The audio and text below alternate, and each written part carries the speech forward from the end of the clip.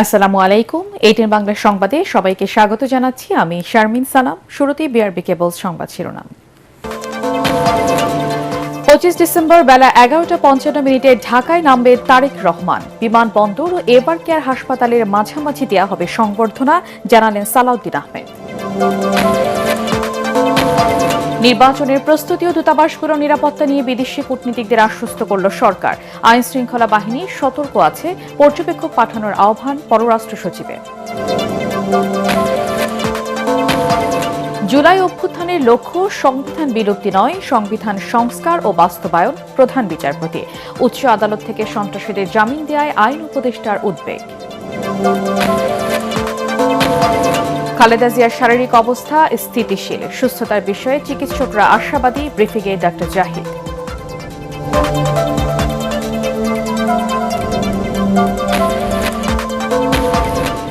গুমের একটি মামলায় শেখ হাসিনা ও 11 সেনা কর্মকর্তা সহ 13 জনের বিরুদ্ধে বিচার শুরুর নির্দেশ ট্রাইব্যুনালের। বিদেশে পলাতক আসামিদের ফিরিয়ে আনতে কাজ করছে দুদক। এবং রাজধানীর জিকাতলার ছাত্রী হোস্টেল থেকে এনসিপি নেত্রীর ঝুলন্ত মরদেহ উদ্ধার। ময়নাতদন্তের রিপোর্টের পর জানা যাবে মৃত্যুর প্রকৃত কারণ, বলছে পুলিশ। শুনছিলেন বিআরবি কেবলস সংবাদ শিরোনাম, এবার বিস্তারিত। 25 ডিসেম্বর বেলা 11:55 হযরত শাহজালাল আন্তর্জাতিক বিমানবন্দরে অবতরণ করবেন বিএনপির ভারপ্রাপ্ত চেয়ারম্যান তারেক রহমান। এরপর তিনি বেগম খালেদা জিয়াকে দেখতে এভার কেয়ারে যাবেন বলে জানান বিএনপির স্থায়ী কমিটির সদস্য সালাউদ্দিন আহমেদ। বিমানবন্দর ও এভার কেয়ারের কাছাকাছি উপযুক্ত স্থানে তাকে সংবর্ধনা দেওয়া হবে বলেও জানান তিনি। এদিকে গুলশানে বিএনপি চেয়ারপারসনের কার্যালয়ে দলীয় মনোনীত প্রার্থীদের সঙ্গে মতবিনিময় সভা করেছে দলটির শীর্ষ নেতারা। এ সময় আসন ভাগাভাগির ক্ষেত্রে ফ্যাসিবাদ বিরোধী আন্দোলনের শরিক হিসেবে সম্মানজনক হিস্সা প্রত্যাশা করছেন গণতন্ত্র মঞ্চের নেতারা। আরও জানাচ্ছেন মুশফিকুর রহমান। বিএনপির ভারপ্রাপ্ত চেয়ারম্যান তারেক রহমানের নিরাপত্তা নিশ্চিতে ঢাকা বিমানবন্দর সরেজমিনে পরিদর্শন করেছে বিএনপির একটি প্রতিনিধি দল। দলের স্থায়ী কমিটির সদস্য সালাউদ্দিন আহমেদ জানান, তারেক রহমান বাংলাদেশ বিমানের নিয়মিত ফ্লাইটে বেলা 11:55 শাহজালাল বিমানবন্দরে অবতরণ করবেন। বাংলাদেশ বিমানের যেটা নিয়মিত ফ্লাইট, যেটা কমার্শিয়াল ফ্লাইট, সেটাতেই উনি আসছেন এবং সেটা ল্যান্ডিং টাইমটা 11:55। বিমানবন্দরে যেখানে তিনি অবতরণ করবেন সেই জায়গা থেকে কিভাবে এভার কেয়ার হসপিটালে যাবেন, ওখান থেকে বাসায় আসবেন এবং অন্যান্য অনুষ্ঠান আমরা যেটা করতে চাচ্ছি সরেজমিনে আমরা একটু পরিদর্শন করে এবং সংশ্লিষ্ট সকল কর্তৃপক্ষের সাথে একটু সমন্বয় করতে গিয়েছিলাম। তারেক রহমানের দেশে ফেরার আয়োজন হবে ঐতিহাসিক বলে জানান বিএনপির সিনিয়র যুগ্ম মহাসচিব রুহুল কবির রিজভী। মানুষের যে উপস্থিতি যেটা হবে, এটা হবে ঐতিহাসিক নিঃসন্দেহে।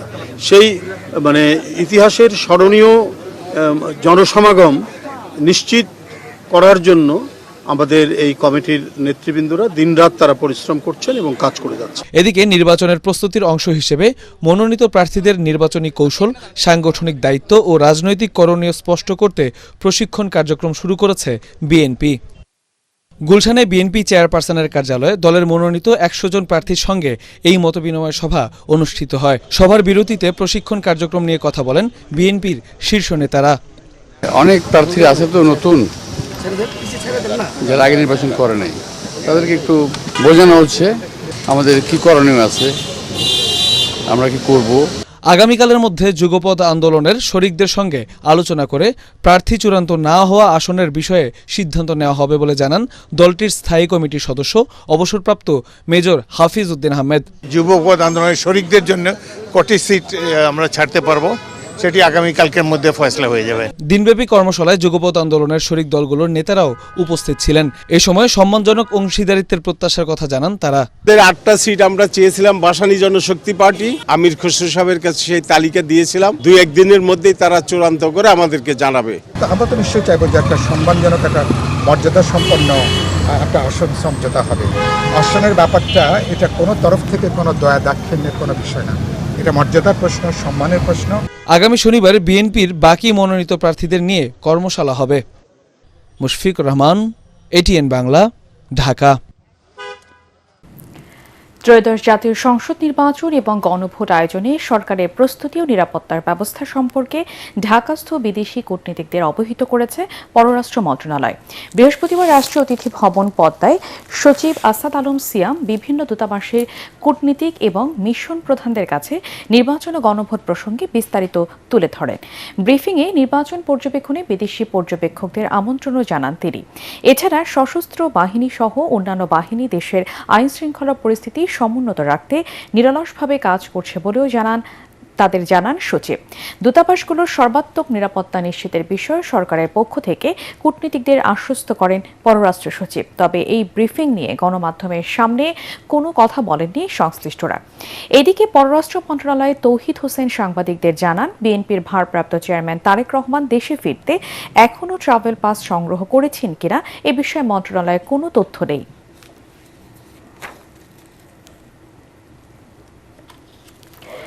জুলাই গণ অভ্যুত্থান সংবিধান বিলুপ্তির জন্য নয়, বরং সংবিধানের সংস্কার বাস্তবায়নের জন্য হয়েছে। বিদায়ী বক্তব্যে একথা বলেছেন প্রধান বিচারপতি সৈয়দ রেফাত আহমেদ। সুপ্রিম কোর্টের আপিল বিভাগের ১ নম্বর এজলাস কক্ষে বিদায়ী সংবর্ধনায় বিচার বিভাগের স্বাধীনতা রক্ষায় বিচারপতি, আইনজীবী সহ সংশ্লিষ্টদের প্রতি আহ্বান জানান তিনি। এদিকে উচ্চ আদালত থেকে সন্ত্রাসীদের জামিন দেওয়ায় প্রধান বিচারপতিকে উদ্বেগের কথা জানিয়েছেন আইন উপদেষ্টা আসিফ নজরুল। বলেন, পরবর্তী প্রধান বিচারপতি কে হচ্ছেন তা খুব শিগগিরই জানা যাবে। আরও জানাচ্ছেন হুমায়ুন চিশতি।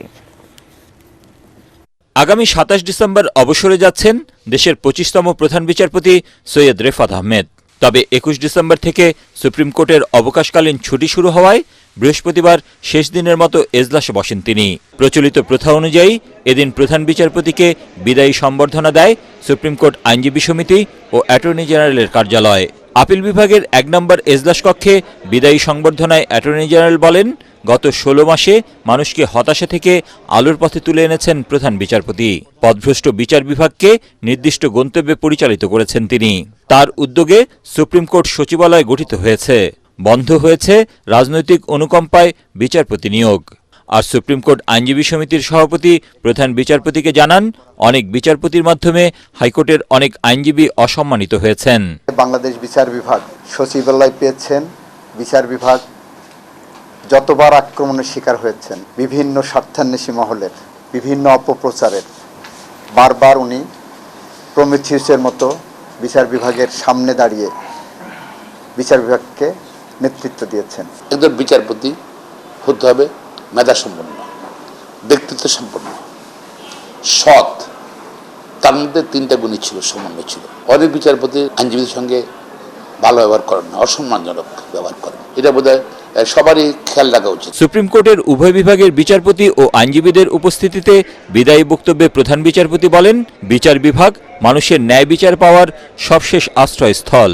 আইনজীবীদের সততা ও মানবিকতার সাথে দায়িত্ব পালনের আহ্বান জানান তিনি। ওনার বক্তব্যের অন্যতম মূল মোদ্দা কথা হলো, এই সংবিধান আমাদের মূল ভিত্তি, এই সংবিধানকে কেন্দ্র করেই আমাদের এগিয়ে যেতে হবে। জুলাই গণ অভ্যুত্থানের যে চেতনা, যে প্রেরণা, যে প্রেক্ষাপট, যে প্রেক্ষিত, সব কিছুই এই সংবিধানকে বিলুপ্তির জন্য করা হয়নি। এই সংবিধানকে তার রাইট ট্র্যাকে নেওয়ার জন্য করা হয়েছে। সংবিধান যেটা আছে, সংবিধানের মতো চলা উচিত।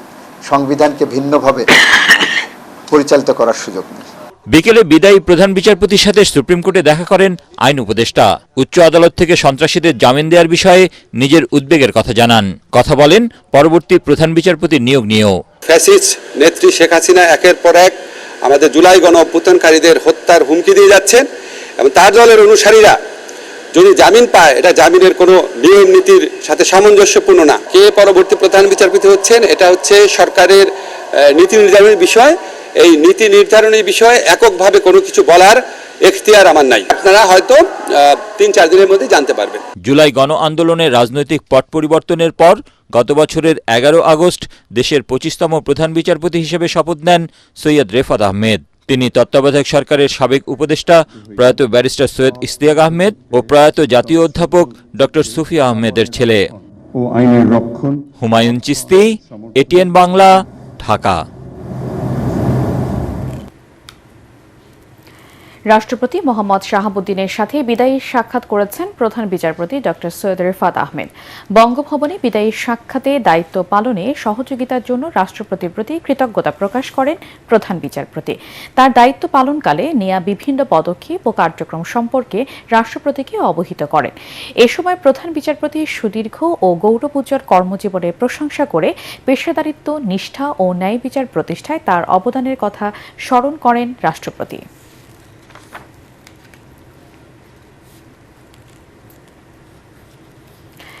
বিএনপি চেয়ারপারসন বেগম খালেদা জিয়ার শারীরিক অবস্থা স্থিতিশীল বলে জানিয়েছেন তার ব্যক্তিগত চিকিৎসক ডক্টর AZM জাহিদ হোসেন। তিনি জানান, চিকিৎসা ঠিকমতো গ্রহণ করতে পারছেন বেগম জিয়া। তার সুস্থতা নিয়ে চিকিৎসকরা আশাবাদী বলেও জানান ডক্টর জাহিদ। সেই সঙ্গে হাসপাতালের সামনে নেতাকর্মীদের ভিড় না করতে আহ্বান জানান। আওয়ামী সরকারের আমলে সঠিক চিকিৎসা নিতে না পারায় তার শারীরিক জটিলতা বেড়েছে বলেও অভিযোগ করেন তিনি।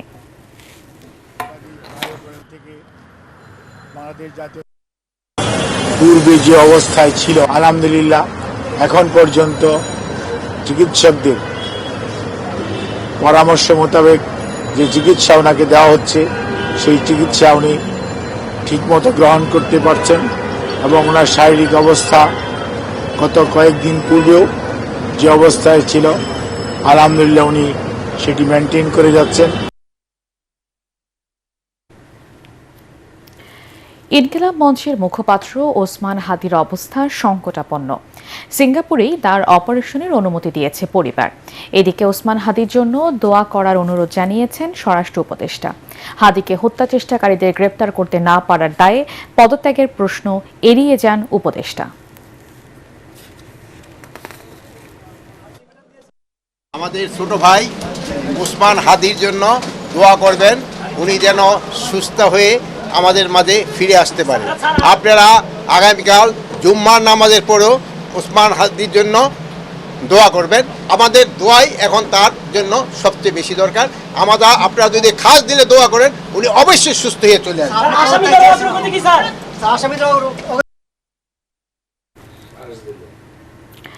আওয়ামী লীগের শাসন আমলে ২৬ জনকে গুমের পর ডিজিএফআই এর জয়েন্ট ইন্টারোগেশন সেল জিআইসিতে নির্যাতনের মামলায় ক্ষমতাচ্যুত প্রধানমন্ত্রী শেখ হাসিনা ১১ সেনা কর্মকর্তা সহ ১৩ জনের বিরুদ্ধে বিচার শুরুর আদেশ দিয়েছে আন্তর্জাতিক অপরাধ ট্রাইব্যুনাল। তাদের বিরুদ্ধে অভিযোগ গঠন করে ট্রাইব্যুনাল ১ এই আদেশ দেন।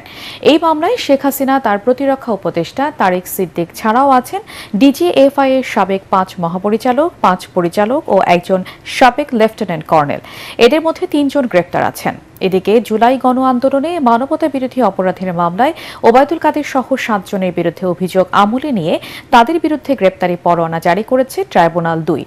সকালে বিচারপতি নজরুল ইসলাম চৌধুরীর নেতৃত্বাধীন ট্রাইব্যুনাল ২ এই ৭ জনের বিরুদ্ধে অভিযোগ দাখিল করে প্রসিকিউশন। মামলা ট্রাইব্যুনাল চার্জ গঠনের আদেশ দিয়েছেন। ৫টি চার্জ গঠন করা হয়েছে আসামিদের বিরুদ্ধে এবং চার্জ গঠনের আদেশের প্রেক্ষিতে এই মামলার আনুষ্ঠানিক বিচার প্রক্রিয়া শুরু হয়ে গেল। যুবলীগের সভাপতি ফজলে শামস পারস, সেক্রেটারি মইনুল ইসলাম খান নিখিল, ছাত্রলীগের সভাপতি সাদ্দাম, ছাত্রলীগের সেক্রেটারি আলী আসিফ ইনান সহ ৭ জনের বিরুদ্ধে জুলাই আগস্টে সংগঠিত মানবতা বিরোধী অপরাধের ব্যাপারে অভিযোগ আমলে গ্রহণ করেছেন এবং এটাকে একটা নিয়মিত মামলা হিসাবে রেকর্ড করে আসামিদের বিরুদ্ধে গ্রেপ্তারি পরোয়ানা জারি করেছেন। সাবেক প্রধানমন্ত্রী শেখ হাসিনা সহ দুর্নীতির মামলায় বিদেশে পলাতক আসামিদের ফিরিয়ে আনতে কাজ করছে দুদক। এ বিষয়ে ভারতের সাথে যোগাযোগ হয়েছে বলে জানালেন সংস্থাটির মুখপাত্র আক্তার হোসেন। তিনি বলেন, সাবেক উপদেষ্টা আসিফ মাহমুদের বিরুদ্ধে দুর্নীতির অভিযোগের সুনির্দিষ্ট তথ্য পেলে খতিয়ে দেখবে দুদক। রিপোর্টে জানাচ্ছেন মাহবুব কবির জপর। ক্ষমতাচ্যুত হবার পর দুদকের মামলার জালে পড়েন সাবেক প্রধানমন্ত্রী শেখ হাসিনা ও তার পরিবারের সদস্যরা। দুর্নীতির অভিযোগে এখন পর্যন্ত ৭টি মামলা হয়েছে তাদের বিরুদ্ধে।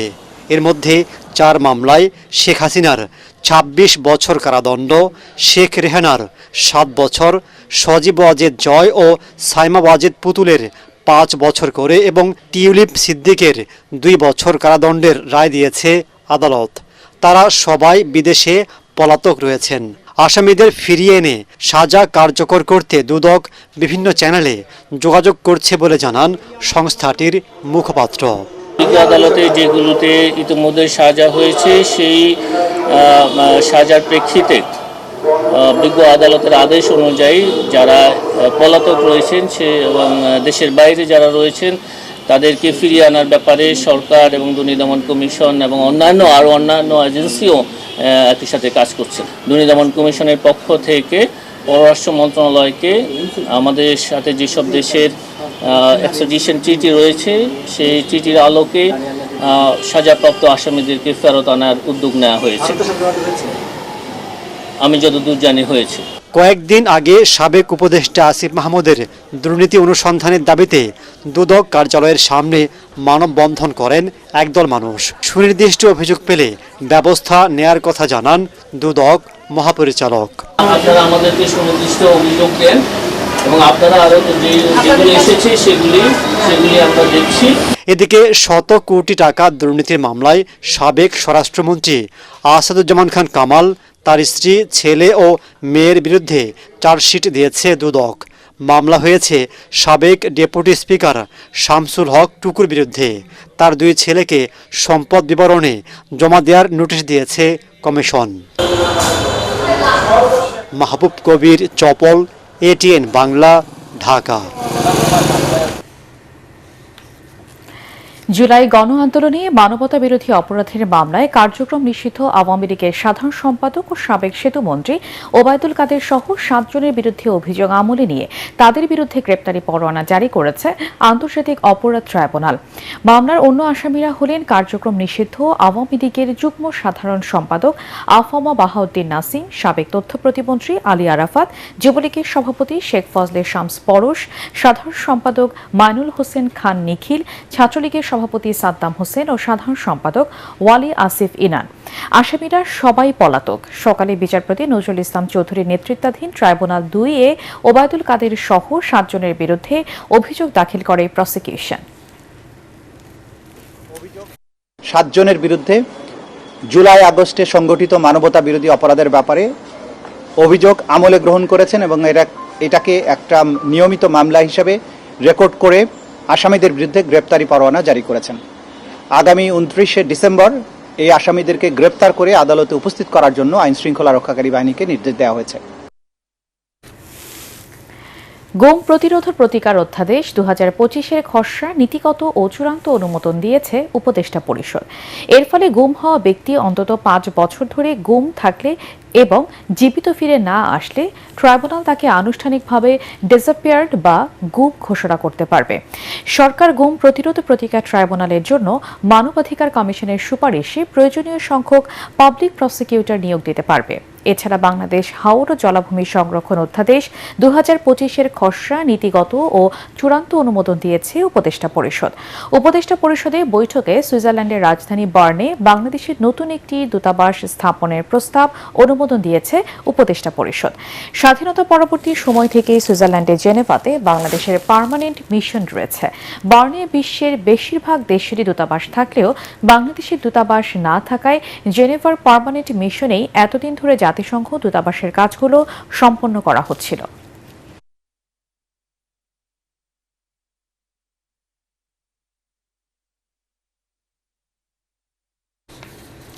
দেশে মোট ব্যাংক ঋণের 36% খেলাপি, যা দেশের বাজেটের প্রায় 80% বা 6.5 লাখ কোটি টাকা। এই পরিস্থিতি থেকে উত্তরণে সরকার কাজ করছে বলে জানিয়েছেন বাংলাদেশ ব্যাংকের গভর্নর আহসান এইচ মনসুর। রাজধানীর পল্টনে ইকোনমিক রিপোর্টার্স ফোরাম ERF আয়োজিত সেমিনারে তিনি কথা বলেন।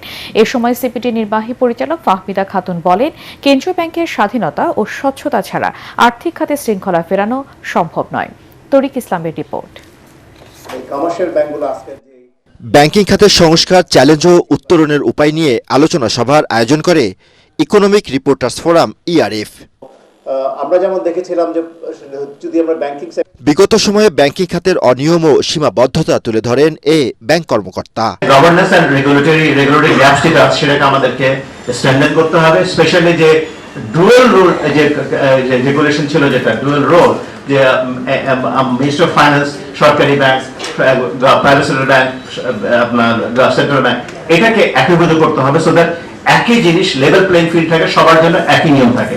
সেমিনারে সিপিডির নির্বাহী পরিচালক ফাহমিদা খাতুন বলেন, আর্থিক খাতে শৃঙ্খলা ফেরাতে প্রয়োজন কেন্দ্রীয় ব্যাংকের পেশাদারিত্ব ও জবাবদিহিতা। বাংলাদেশ ব্যাংককে স্বাধীনভাবে কাজ করতে দিতে হবে, যাতে এই যে বিভিন্ন ধরনের সংস্কার কার্যক্রম হাতে নেওয়া হয়েছে, ইনক্লুডিং এই ব্যাংক একীভূতকরণ করা, এইটা চলমান রাখতে হবে এবং তারপরে জবাবদিহিতাটা নিশ্চিত করার জন্য সেটাও কিন্তু বাংলাদেশ ব্যাংকের স্বাধীনতার উপরে। এ সময় বাংলাদেশ ব্যাংকের গভর্নর আহসান এইস মনসুর বলেন, ব্যাংকিং খাতে স্থিতিশীলতা ফেরাতে রাজনৈতিক দলের সদিচ্ছার কোনো বিকল্প নেই। ব্যাংকের এনপিএল সমস্যা আছে, বিরাট সমস্যা। আমাদের এনপিএল হচ্ছে পৃথিবীর অন্যতম হাইয়েস্ট, এটা প্রায় 36% মতো হয়ে গেছে, 36%। ব্যাংক গভর্নেন্সের ব্যাপারে আমরা খুবই নজর দিচ্ছি। এটা ওভারনাইট চেঞ্জ হয় না, অনেক ক্ষেত্রে ইটস এ কালচারাল ফেনোমেনন। প্রত্যেকটা রাজনৈতিক দলের কাছেই প্রত্যাশা যে তাদের ম্যানিফেস্টোতে যেন আর্থিক খাতের বিষয়ে বছর শেষে কোনো ঋণ ছাড়াই রিজার্ভের পরিমাণ $35 বিলিয়ন পৌঁছাবে বলেও জানান গভর্নর। আমাদের রিজার্ভ বাড়ানো সম্ভব। তরিক ইসলাম, এটিএন বাংলা, ঢাকা। আমরাই বাড়াবো আমাদের অর্থনীতি। রাজধানীতে ছাত্রী হোস্টেল থেকে মিলল এনসিপি নেত্রীর ঝুলন্ত মরদেহ। সকালে জিগাতলা কাঁচাবাজার এলাকার একটি হোস্টেল থেকে জান্নাত আরা রুমির ঝুলন্ত মরদেহ উদ্ধার করে হাজারীবাগ থানা পুলিশ। সে এনসিপির মহানগর দক্ষিণ সমন্বয় কমিটির যুগ্ম সমন্বয়কারী ছিলেন। প্রাথমিকভাবে মৃত্যুর কারণ জানাতে পারেনি পুলিশ। ময়নাতদন্তের পর জানা যাবে প্রকৃত কারণ। মনির হোসেন তপুর রিপোর্ট। 24-এর গণঅভ্যুত্থানে ফ্যাসিস্ট আওয়ামী লীগ সরকারের পতনের আন্দোলনে অগ্রণী ভূমিকা রেখেছিলেন জান্নাত আরা রুমি। কখনো স্লোগান মুখর মিছিলে, কখনো লাঠি হাতে রাজপথে আন্দোলন করতে দেখা গেছে তাকে। পরে যোগ দেন জুলাই যোদ্ধাদের নতুন রাজনৈতিক দল জাতীয় নাগরিক পার্টি এনসিপির সাথে। দায়িত্ব পান দলের মহানগর দক্ষিণ সমন্বয়ক কমিটির যুগ্ম সমন্বয়কারীর। বৃহস্পতিবার সকালে রাজধানীর জিগাতলার একটি ছাত্রী হোস্টেলের রুমে পাওয়া গেল জান্নাত আরা রুমির ঝুলন্ত মরদেহ। প্রত্যক্ষদর্শীরা জানিয়েছেন, ঘরের ফ্যানের সাথে ঝুলন্ত অবস্থায় দেখতে পাওয়া যায় তার মরদেহ। ছিটকারি লাগানো আর লাইট জ্বলতেছে। এখন আমার একটু ভয় ভয় লাগতেছে। তারপরও আমি কি করলাম, দরজা ধাক্কা দিতে বললো, দরজা ধাক্কা দিলাম। পরে অনেক ধাক্কা দেওয়ার পরে খোলে না। পরে যে একটা আস্তে করে একটা দিলাম, এই দরজা একলাই খুলে গেল। খোলার পরে আমি দেখে আমি সেইটা পয়রা গেছি না কি করছি আমি নিজেও করতে পারি না। দরজা খুলে দেখছি সাথে জ্বলে, ফ্যানের সাথে জ্বলতে আছে। সিগারেট একটা এই কইছে যে একজন লোক আইছিল, উপরে বেলে ঝগড়া লাগছে মহিলারা হোস্টেলে। আমি তো গেছি আবার ঠিক আমি এটা লাগাই দিয়া আবার হারিয়া এই মহিলারা ফোন দিয়েছি। ফোন দিলে আবার হারা গেছে উপরে আবার আমার আর এই প্রশাসনের লোক আইলে এরপর আমি গেছি, এর আগে আমি যাইনি। হাজারীবাগ থানা পুলিশ ঘটনাস্থলে পৌঁছে রুমির মরদেহ উদ্ধার করে। পরে লাশ ময়নাতদন্তের জন্য ঢাকা মেডিকেল কলেজ হাসপাতালে পাঠানো হয়। এটি হত্যাকাণ্ড নাকি আত্মহত্যা তা খতিয়ে দেখছে পুলিশ। ভোর রাতের দিকে খবর পাওয়ার পরে আমরা এখানে আমাদের টিম ঘটনাস্থলে আসার পরে আমরা ফ্যানের সাথে তার ঝুলন্ত মরদেহ পাই এবং এখানকার যে একজন আয়া সে প্রথমে এই বিষয়ে তার মরদেহটি দেখতে পায়। আমরা তার পরিবারের লোকজনের সাথে যোগাযোগ করার চেষ্টা করছি। তার পরিবারের দুজন প্রতিনিধি এসছেনও। আমরা আমাদের পরবর্তী যে আইনগত প্রক্রিয়া সেটা আমরা করছি। পোস্টমর্টমের পরেই এটা জানা যাবে। আর আমরা আপনারা যে বিষয়গুলো বলছেন সম্ভাব্য সেই বিষয়গুলো আমরা ইতিমধ্যে সেগুলো যাচাই বাছাই করছি। জান্নাত আরা রুমি পারিবারিকভাবে মানসিক চাপে ছিলেন বলে প্রাথমিকভাবে জানিয়েছে পুলিশ। মনির হোসেন তপু, এটিএন বাংলা, ঢাকা। ঢাকা 10 আসনে এখনও জমে ওঠেনি প্রচারণা। পুরোদমে নির্বাচনী আমেজ লাগেনি, তবে নানা সামাজিক অনুষ্ঠানে গিয়ে দোয়া এবং সমর্থন চাইছেন প্রার্থীরা। উপদেষ্টার পদ থেকে পদত্যাগ করে আসিফ মাহমুদ সজীব ভুঁইয়া নির্বাচনের ঘোষণা দেওয়ায় আসন ঘিরে তৈরি হয়েছে নতুন সমীকরণ। ভোটাররা বলছেন, সন্ত্রাস, মাদক এবং চাঁদাবাজদের দৌরাত্ম্য দূর করে জানমালের নিরাপত্তা দেবে এমন প্রার্থীকে ভোট দেবেন তারা। সালাম স্টিল ভোটের গাড়ি নিয়ে নির্বাচনী এলাকা ঘুরে রিপোর্ট করছেন মুশফিকুর রহমান। ধানমন্ডি, কলাবাগান, নিউ মার্কেট, হাজারীবাগ এবং কামরাঙ্গীর চরের কিছু অংশ নিয়ে ঢাকা 10 আসন। ক্ষুদ্র থেকে বড় ব্যবসা প্রতিষ্ঠান, আবাসিক এলাকা সহ নানা কারণে গুরুত্বপূর্ণ আসনটিতে রয়েছে মাদক, সন্ত্রাস সহ নানা ধরনের অপরাধ। নির্বাচনকে সামনে রেখে নতুন আশায় বুক বাঁধছেন এই এলাকার বাসিন্দারা। বলছেন জানমালের নিরাপত্তা বিধানে কাজ করতে হবে জনপ্রতিনিধিদের। দলীয় দৃষ্টিকোণ থেকে মানুষকে হ্যারাসমেন্ট করা বিভিন্ন এগুলো আমরা তো চাই না। আসলে আমরা তো সাধারণ মানুষ, আমরা শান্তি চাই। ওমর রাদিয়াল্লাহু তাআলা আনহুর মতো একজন প্রতিনিধি চাই, যিনি আপনার আসলে লোভ থেকে সম্পূর্ণ মুক্ত থাকবেন এবং মানুষের খবর নেবেন এবং ওনার নিজের আখের গুছানোর কিছু থাকবে না। ছোটখাটো ব্যবসা করে খাই এমন একজন লোক আসুক, যেন কোনো চাঁদাবাজি কোনো ইয়া না হয়, আমরা যেন শান্তিতে ব্যবসা করে খাইতে পারি। ঢাকা 10 আসনে বিএনপির মনোনয়ন পেয়েছেন শেখ রবিউল আলম রবিন। ভোটারদের চাহিদা এবং এলাকার সার্বিক উন্নয়নে নানা পরিকল্পনার কথা জানান তিনি। সমস্যাগুলি আমরা চিহ্নিত করেছি এবং সমস্যাগুলি সমাধানের জন্য যে কর্তৃপক্ষ আছে তাদের নজরদারিতে এনে অগ্রাধিকার ভিত্তিতে এই অঞ্চলের মানুষ যেন সেই সুবিধাটা পায়, সমস্যাগুলি যেন সমাধান হয়, সে ব্যাপারে আমার কমিটমেন্ট রয়েছে, দায়িত্ব রয়েছে। এটা আমি উপলব্ধি করি এবং আমার বিশ্বাস জনগণকে আমি সেটা আশ্বস্ত করতে সক্ষম হচ্ছি। এদিকে ঢাকা 10 আসন থেকে স্বতন্ত্র প্রার্থী হিসেবে নির্বাচনে লড়ার ঘোষণা দিয়েছেন সাবেক ক্রীড়া উপদেষ্টা আসিফ মাহমুদ সজীব ভুইয়া। বড় কোনো রাজনৈতিক দলের পৃষ্ঠপোষকতা, অসংখ্য নিবেদিত কর্মী, প্রচলিত ব্যবস্থায় প্রয়োজনীয় অর্থ কোনোটাই আমার নেই। আপনাদের সহযোগিতা, সমর্থনই আমার একমাত্র অবলম্বন এবং আমার দায়বদ্ধতাও থাকবে শুধুমাত্র আপনাদের প্রতি।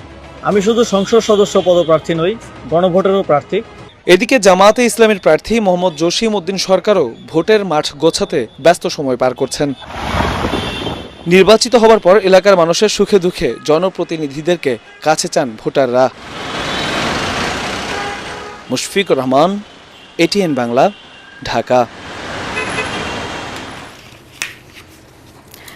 দর্শক, সালামিস্টির ভোটের গাড়ি নিয়ে ঢাকা 18 আসনে নির্বাচনের খবরাখবর জানাচ্ছেন ইয়াসিন রানা।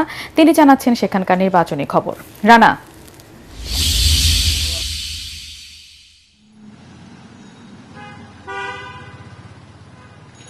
ধন্যবাদ আপনাকে। আপনি জানেন এখানে ঢাকার আসনে বিএনপি নমিনেশন পেয়েছেন এস.এম. জাহাঙ্গীর হোসেন। এছাড়া বিএনপির আরেকজন প্রার্থী রয়েছেন এম কফিল উদ্দিন। উনি ঢাকা মহানগর উত্তর বিএনপির যুগ্ম আহ্বায়ক। উনি কফিল উদ্দিন নির্বাচন এখানে থেকে করছেন, ভোটের মাঠে প্রচারণা চালাচ্ছেন, প্রত্যেকটি এলাকাতে যাচ্ছেন। এছাড়া জামাতের এখানে আসনে প্রার্থী রয়েছেন অধ্যক্ষ আশরাফুল ইসলাম। উনিও ভোটের মাঠে গোছাচ্ছেন, প্রচারণা চালাচ্ছেন। আপনি জানেন যে আগামী 25 ডিসেম্বর বিএনপির ভারপ্রাপ্ত চেয়ারম্যান তারেক রহমান বাংলাদেশে আসবেন। তখন এখানে সেই উপলক্ষে আসলে বিএনপির যারা নেতাকর্মী রয়েছেন, তারা প্রার্থীরা রয়েছেন, তারা এখানে ব্যস্ত সময় পার করছেন। তারা এই এলাকাগুলোতে নেতাকর্মীদের গোছানোর জন্য এখানে উঠোন বৈঠক করছেন, মতবিনিময় সভা করছেন। এর মাধ্যমে তারা আসলে মূলত ভোটের মাঠ গোছানোর চেষ্টা করছেন। এছাড়া জামাতের প্রার্থীর সাথে আমরা কথা বলেছি, উনিও উঠান বৈঠক, দলীয় বৈঠক, মতবিনিময় সভা করছেন, তরুণ ভোটারদের নিয়ে কথা বলছেন। আমরা প্রার্থীদের সাথে কথা বলেছি যে তাদের যে মূল তাদের নির্বাচনী প্রতিশ্রুতি, সেই প্রতিশ্রুতির মধ্যে রয়েছে যে উত্তরা থেকে উত্তরা রেল লাইনের ঠিক পূর্ব পাশে দক্ষিণখান এবং উত্তরখান এবং খিলক্ষেত এলাকা রয়েছে। এই এলাকার ভোটার সংখ্যা বেশি হলেও এই এলাকার একদমই অনুন্নত রাস্তাঘাটের সমস্যা। তাই প্রার্থীরা মূলত এই দক্ষিণখান, উত্তরখান, খিলক্ষেত এবং তুরা এলাকার ভোটারদেরকে টার্গেট করে নির্বাচনী প্রচারণাগুলো আসলে চালাচ্ছেন, যাতে করে তাদের ভোটের মাঠে তারা সুবিধা নিতে পারেন। এছাড়া এখানে যারা তরুণ ভোটার রয়েছে তাদের জন্য সামাজিক যোগাযোগ মাধ্যমে ব্যাপক ক্যাম্পেইন করছেন এখানে বিএনপি, জামাত এবং অন্যান্য প্রার্থীরা। আপনি একটি বিষয় জানিয়ে রাখছি, বিএনপির যেহেতু দুইজন প্রার্থী, দুইজনই আমরা যতটুকু খোঁজ নিয়েছি ভোটারদের মাধ্যমে, দুইজনই প্রায় সমান পরিমাণ জনপ্রিয়। এখানে বিএনপির প্রার্থীরা কোনো ধরনের, যেহেতু আগামীতে এই আসনটিতে বিএনপি জোটের কাউকে ছাড়তে। রানা, আপনাকে ধন্যবাদ। সন্ত্রাস, মাদক, চাঁদাবাজি ও দখলবাজ মুক্ত শিবচর গড়ার দাবি জানিয়েছেন মাদারীপুর 1 আসনের ভোটাররা। তবে ঘোষিত সময়সূচি অনুযায়ী ভোট আয়োজন নিয়ে শঙ্কা তাদের। নির্বাচিত হলে মডেল উপজেলা হিসেবে শিবচরকে গড়ে তোলার প্রতিশ্রুতি দিয়ে ভোটারদের দ্বারে দ্বারে ছুটছেন বিএনপি ও জামাত মনোনীত প্রার্থী। জেলা প্রতিনিধি শফিক স্বপনকে সাথে নিয়ে রিপোর্ট করছেন মিজান শাহজাহান। পদ্মার পাড়ের উপজেলা শিবচর জেলা সদরের চাইতে রাজধানীর সঙ্গে এলাকাবাসীর যোগাযোগ বেশি। পদ্মা সেতু নির্মাণের পর যোগাযোগ আরও সহজ হয়েছে। সালাম স্টিল ভোটের গাড়ি নিয়ে আমরা ঘুরে বেরিয়েছি শিবচরের আনাচে কানাচে। এখানকার ভোটাররা জানান, বিগত আমলে মহাসড়কের উন্নয়ন হলেও শিল্প কারখানা গড়ে না ওঠায় এলাকায় কর্মসংস্থানের অভাব রয়েছে। বাধ্য হয়েই কাজের জন্য ঢাকায় ছুটতে হয় তাদের। কিছু রাস্তাঘাট আছে ভাঙাচুরা, কিছু আছে, তারপর কিছু ওই যে হাজারি আছে, সন্ত্রাসী এইগুলি সব কিছু বন্ধ হয়ে যাব।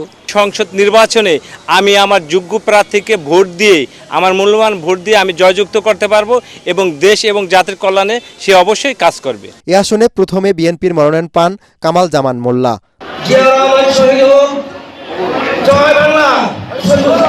তার মুখে জয় বাংলা স্লোগান ও আওয়ামী লীগ নেতাদের সাথে ছবি ভাইরালের পর মনোনয়ন স্থগিত করে দল।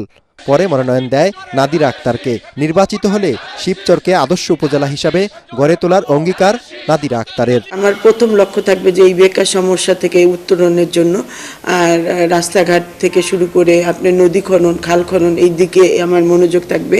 আর আমাদের শিক্ষা ব্যবস্থাটার অবস্থাও বেশ খারাপ, আমার এই দিকটাই বেশ ভালো খেয়াল থাকবে। এ আসনে জামাতের প্রার্থী গোলাম সরোয়ার হোসেন মৃধা বলেন, সারা দেশে দাঁড়িপাল্লার জোয়ার বইছে। জয়ের ব্যাপারে শতভাগ আশাবাদী তিনি। বর্তমান সময়ে আমরা দীর্ঘদিন যাবৎ দেখছি যে সন্ত্রাসবাদ, চাঁদাবাজ, দখলবাজি, এই যত কিছু চলছে এগুলো অপনোদনের জন্য, নির্মূলের জন্য একমাত্র সুশাসনেই সম্ভব।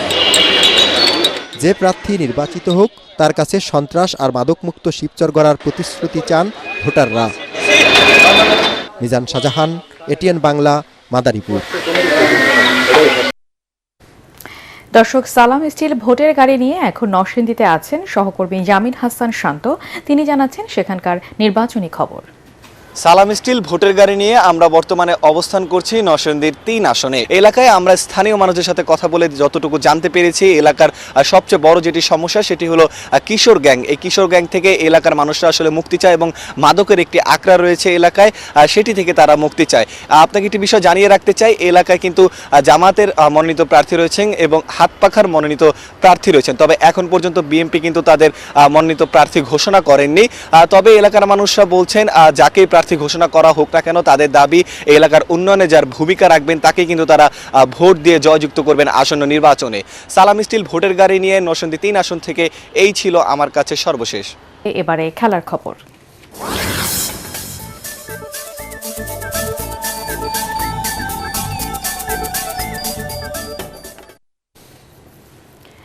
আইপিএলের মধ্যে বাংলাদেশের হয়ে মাত্র 8 দিনের জন্য ক্রিকেট খেলবেন cutter master Mustafizur Rahman.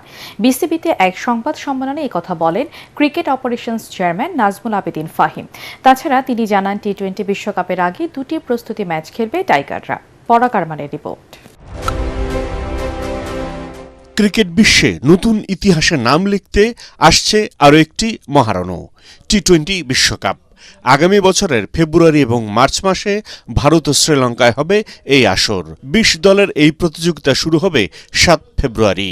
C গ্রুপে বাংলাদেশের প্রতিপক্ষ ইংল্যান্ড, ওয়েস্ট ইন্ডিজ, নেপাল এবং ইতালি। বিশ্বকাপের উদ্বোধনী দিনে ইডেন গার্ডেন্সে ওয়েস্ট ইন্ডিজের মুখোমুখি হবে টাইগাররা। বিশ্বকাপে অংশ নিতে 28 জানুয়ারি ভারতের উদ্দেশ্যে রওনা হবে লাল সবুজের দল। ব্যাঙ্গালোরে 2টি প্রস্তুতি ম্যাচ খেলবে লিটন দাসেরা। গণমাধ্যমে এমনটাই জানান নাজমুল আবেদিন ফাহিম। ছোট্ট করে ঘরের মাটিতেই কিছু ট্রেনিং প্রোগ্রাম হবে 2-3 দিনের জন্য, কারণ সময় খুব কম এবং দল খুব সম্ভবত, আমি যদি ভুল না করে থাকি, এখনো চূড়ান্ত সিদ্ধান্তটি হয়নি, সবকিছু হয়নি, বাট হয়তো দল 28 তারিখে চলে যাবে বেঙ্গালুরুতে। ওখানে আমরা 2টো প্র্যাকটিস ম্যাচ খেলছি বিশ্বকাপের ইমিডিয়েট আগের, একটা নামিবিয়ার সাথে এবং একটা আফগানিস্তানের সাথে। সো বেঙ্গালুরুতে আমরা 28 তারিখে চলে যাব আইসিসির মূল পিরিয়ড শুরু হওয়ার আগে। এদিকে বিশ্বের অন্যতম জনপ্রিয় ফ্র্যাঞ্চাইজি লিগ আইপিএলে কলকাতা নাইট রাইডার্সে নাম লিখিয়েছেন কাটার মাস্টার মুস্তাফিজুর রহমান। পুরো মৌসুমের জন্যই তাকে ছাড়পত্র দিয়েছে বিসিবি। আগামী বছরের এপ্রিলে নিউজিল্যান্ডের বিপক্ষে 3টি করে ওয়ানডে ও টি-20 ম্যাচের সিরিজ খেলার কথা রয়েছে টাইগারদের। বিসিবি পরিচালক জানান শুধুমাত্র ওয়ানডে সিরিজ খেলার জন্য সে সময় দেশে ফিরবেন মুস্তাফিজকে আমরা এনওসি দিয়েছি পুরো আইপিএলের জন্য। শুধু নিউজিল্যান্ড সিরিজে ওডিআই যে 3টা ম্যাচ থাকবে সেখানে ও জাতীয় দলের পক্ষে খেলতে চলে আসবে। 8 দিনের জন্য সে ফেরত আসবে ওডিআই সিরিজ খেলার জন্য। ওর প্রেজেন্সটা আমাদের জন্য জরুরি। আমাদের এক্সিস্টিং যেই স্ট্রেংথ আছে সেখানে ও থাকলে সেটা আরও বেশি শক্তিশালী হয়, সেই বিবেচনায় এটা করা।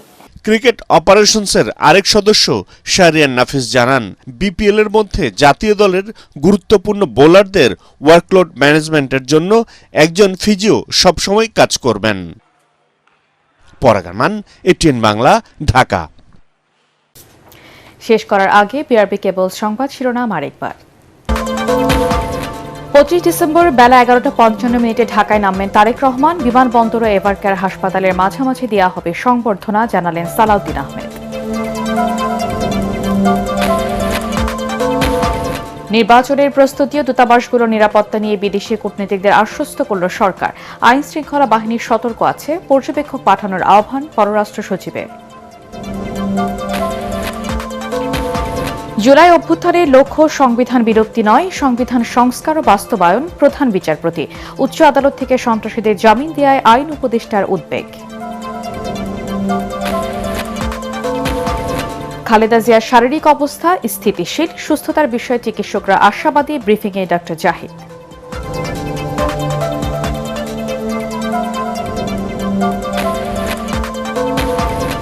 গুমের একটি মামলায় শেখ হাসিনা ও 11 সেনা কর্মকর্তা সহ 13 জনের বিরুদ্ধে বিচার শুরুর নির্দেশ ট্রাইব্যুনালের। বিদেশি পলাতক আসামিদের ফিরিয়ে আনতে কাজ করছে দুদক। এবং রাজধানীর জিগাতলার ছাত্রী হোস্টেল থেকে এনসিপি নেত্রীর ঝুলন্ত মরদেহ উদ্ধার। ময়নাতদন্তের রিপোর্টের পর জানা যাবে মৃত্যুর প্রকৃত কারণ, বলছে পুলিশ। পরবর্তী সংবাদ দেখার আমন্ত্রণ জানিয়ে এখনকার মতো শেষ করছি। এটিএন বাংলা সংবাদ ইউটিউবে দেখতে ব্রাউজ করুন youtube/ATN Bangla News।